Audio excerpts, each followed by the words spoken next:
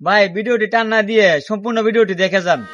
আপন বলে আর কিছু নাই, শূন্য আজ সব স্বপ্নেরই ঠাই।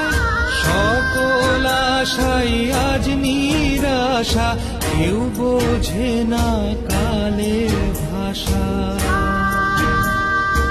অন্ধকার